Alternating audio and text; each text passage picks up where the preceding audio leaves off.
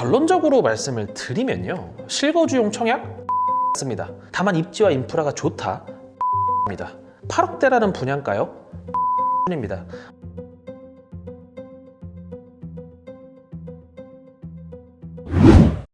안녕하세요, 오분임장입니다. 오늘은 기존에 제가 다루지 않았던 걸 한번 해볼까 하는데요, 바로 청약에 대한 얘기입니다.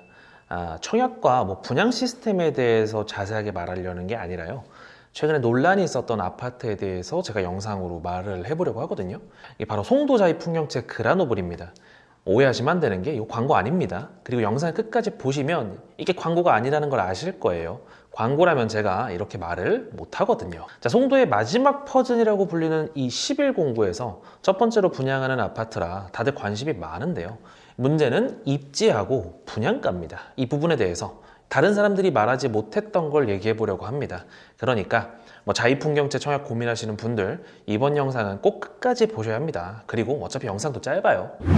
자, 먼저 위치를 보시면요, 이 11공구의 동북쪽이라고 할 수 있는데요, 나름 중앙 쪽에 위치해 있습니다. 이 자이풍경채가 들어오는 11공구는 11-1, 11-2, 11-3공구 이렇게 3개로 나눠서 개발이 진행이 되는데요, 이 11공구 자체가 나머지 송도 지역들과 비교해서 가장 크죠. 부지만 209만 평이라 여의도공원 30개의 면적하고도 맞먹는다고 하고요. 이 11공구의 가장 큰 특징은 이 공구 한가운데로 4.98km의 워터프론트가 지나간다는 건데요. 여러분들은 이 워터프론트에만 집중하시면 됩니다. 제가 그 이유는 영상 마지막에 말씀을 드릴게요. 사실 이것 말고도 11공구는 삼성 바이오로직스 2캠퍼스나 롯데 바이오로직스 등 일자리, 아니면 연대 국제캠 2단계, 인하대 송도캠 등 학교도 예정되어 있지만요, 제가 워터프론트만 말하는 데는 이유가 있습니다. 자이풍경채는 워터프론트와 맞닿아 있는 1, 2단지, 그리고 뒤쪽에 3, 4, 5단지로 구성이 되어 있는데요, 아파트는 총 2728세대고 또 오피스텔은 총 542세대로 3단지와 5단지에 있으니까 평면도를 나중에 보시면 될 것 같고요. 단지의 입지 자체는 괜찮습니다.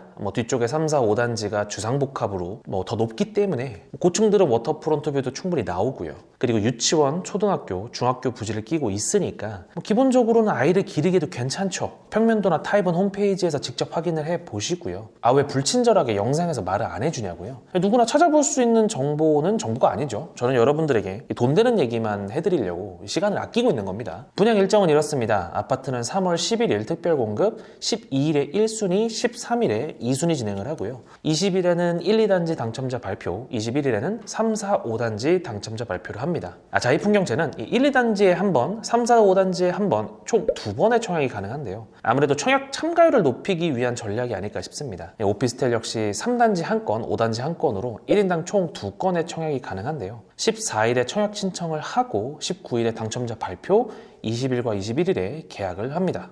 자, 이 정도면 됐습니다. 요즘 시중에 아파트 분양 정보, 청약 전략 유튜버들 널렸습니다. 저도 똑같은 소리를 하고 싶지는 않고요. 이제 며칠 안 남았기 때문에 최대한 다른 정보, 좀 다른 인사이트를 드리려고 하는 겁니다. 자, 지금부터 집중을 해주세요. 포인트 1번. 11공구에선 그나마 송도자의 풍경채 그라노블이 브랜드가 좋습니다. 나머지 구획들은 그 이하의 네임밸류의 브랜드가 입찰을 했고요. 결국 입지 말고 브랜드만 따진다면 자이풍경채가 제일 낫다고 봅니다. 자, 포인트 2번. 언론이나 타 전문가들이 말하는 것처럼 입지가 송도에서 탑급이 아닙니다. 이래저래 말은 많지만요, 절대로 1, 2위 할 정도의 입지는 아닙니다. 자, 포인트 3번. 송도는 1공구 학군지, GTX 라인과 IBD 라인, 워터프론트로 갈립니다. 결국 송도는 이 3개의 컨셉만 보시면 됩니다. 첫 번째 컨셉은 1공구 학군지인데요, 체디 국제학교를 중심으로 펼쳐진 준신축 아파트들과 그 학군지를 공유하면서도 독보적인 센트럴파크뷰, 그리고 상품성을 지닌 주복들, 이렇게 보시면 되고, 두 번째 컨셉은 GTX 라인과 IBD 라인입니다. GTX-B의 시작점은 인천대 입구역이죠. 또 송도가 뭘로 유명한가요? 뭘로 시작점을 처음에 잡았었나요? 국제도시죠. IBD에 얼마나 인접한가는 결국 송도에서 굉장히 중요한 겁니다. 거기에 GTX 라인까지 공유를 해버린다면 IBD의 자체 일자리 플러스 서울 접근성까지 생기는 거죠. 세 번째 컨셉은 워터프론트 접근성입니다. 사실 송도는 이렇게 바다에 둘러싸여 있지만 모든 방향의 바다뷰가 좋은 건 아닙니다. 반면에 워터프론트는 송도만의 퀄리티를 만들어줄 요소라고 볼 수 있습니다. 뭐 1단계, 2단계, 1109 이렇게 나누어서 개발을 진행하는 게 워터프론트인데요. 현재 자이풍경채가 있는 1109는 한창 공사를 하고 있으며 2017년까지 공사를 마무리할 예정이라고 합니다. 이 자이풍경채는 이 워터프론트 인접성이라는 컨셉을 가져가는 겁니다. 아니, 그 컨셉만 보셔야 됩니다. 자, 포인트 4번. 돈이 있다면 109, 309 쪽으로 붙는 게 낫습니다. 결국 송도는 세 가지 컨셉이 있는데 109 학군지 그리고 GTX와 IBD 라인이 더 가치가 높습니다. 물론 워터프론트 인접 단지가 가치가 아주 낮다는 건 아니지만 일단 자이풍경채는 학군이나 교통의 측면에서 그 파워가 떨어지죠. 게다가 1109에 들어올 대학교 캠퍼스, 뭐 삼바, 롯바 캠퍼스도 아파트 단지에 있다고 한다면 뭐 절대 좋은 건 아니고요. 자, 마지막 포인트 5번. 하지만 안전마진이 아예 없는 건 절대 아닙니다. 지금 많은 분들이 착각을 하는 게 있어요. 여기는 안전마진이 2억 3억이다. 준 로또급이다. 아니, 무슨 소리냐. 오히려 엄청 비싼 거다. 다른 공구가 오히려 싸 보인다. 이렇게 두 패로 나뉘어서 논란이 있습니다. 근데요, 둘 다 틀리셨습니다.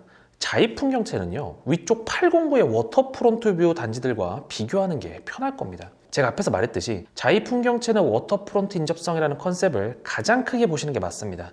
물론 다른 커뮤니티도 들어오고 뭐 인프라 들어오고 하면 또 1109가 완성되면 송도의 강남이라고 뭐 불릴 정도로 좋아질 수도 있겠죠. 근데 그건 그때 가서 생각을 하시고요. 저는 뭐 몇천 정도의 안전마진이 있는 것 같습니다. 그리고 실거주라면 뭐 나쁘지 않은 선택지가 될 거라고 봅니다. 투자라면요. 글쎄요. 많이 먹긴 힘들지 않나 싶습니다.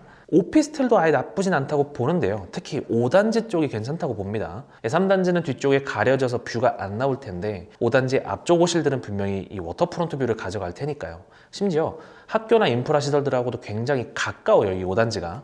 그래서 오히려 5단지 오피스텔들이 뭐 엔간한 다른 아파트들보다 입지 자체는 더 나을 수도 있어요. 다만 가격이 조금 아쉬울 수 있는데 오피스텔 가격에 대한 거는 뭐 각자의 판단에 맡기자고요. 자, 결론적으로 말씀을 드리면요, 실거주용 청약? 나쁘지 않습니다. 다만 입지와 인프라가 좋다?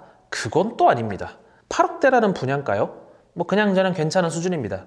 뭐 언론에서 말하는 것처럼 2, 3억은 절대 못 먹지만 그렇다고 부정론자들이 말하는 것처럼 엄청 비싼 것도 아닙니다. 왜 사람들은 위처럼 판단을 하고 뭐 저는 이와 같이 확신을 가지고 말할 수 있을까요? 바로 이게 입지를 보는 눈 때문이겠죠. 제가 매일매일 네이버 부동산을 보는 것도 영향이 있겠고요. 앞으로는 이렇게 화제가 되는 분양 단지들도 영상으로 자주 다뤄드리면서 여러분들하고 청약 전략, 분양 아파트 입지에 대해서 인사이트를 계속 나눠보도록 하겠습니다. 감사합니다.